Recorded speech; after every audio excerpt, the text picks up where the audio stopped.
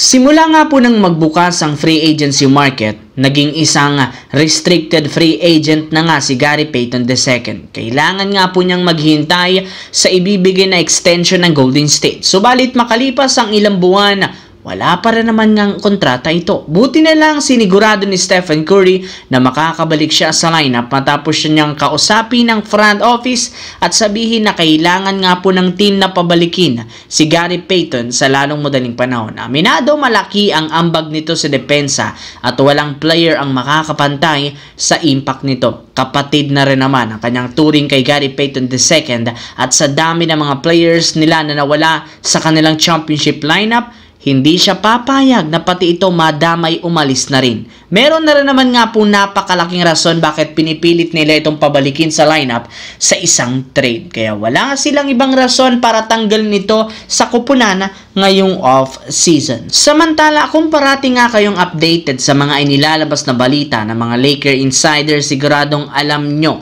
nakabilang sina Gabe Vincent at Maxi Kleber sa mga player na parating involved sa trade rumors. So wala rin naman silang malaking impact sa laro ng Lakers last year at inaasahan na wala na naman silang maiaambag next year. Kaya mas mabuti na gamitin na lamang ang dalawang ito bilang asset para makakuha ng mga bagong player. Pero ayon kay Trevor Lane ng Lakers Nation, naniniwala ang front office deserve na bigyan sina Gabe Vincent at Maxi Kleber ng second chance para makabawi, mapatunayan na kaya nilang magkaroon ng malaking impact. Kaya sa ngayon, hindi muna nga nila ito ititrade. Sa madaling salita, isasama nila ang dalawang ito sa mabubuong official rotation.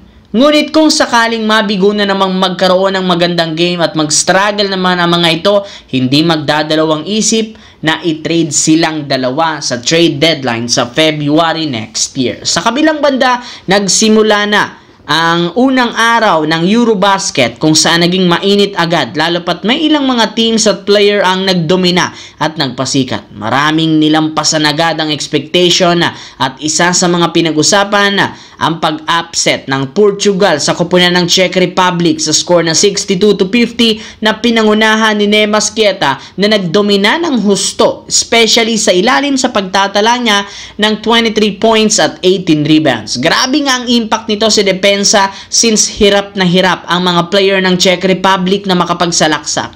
Dahil na rin sa kanyang presensya, nagulo ang depensa ng kalaban kung saan parati silang napipilitang i-double team o i-triple team ito. Kaya nagkakaroon ng player ng Portugal ng libreng tira sa labas na siyang isa sa mga dahilan bakit nakuha nila ang kanilang unang panalo sa loob ng 18 years. At dahil sa napakalaking impact na dinala nito, maging ang kanilang mother club na Boston Celtics tuwang-tuwa sa performance ng kanilang big man.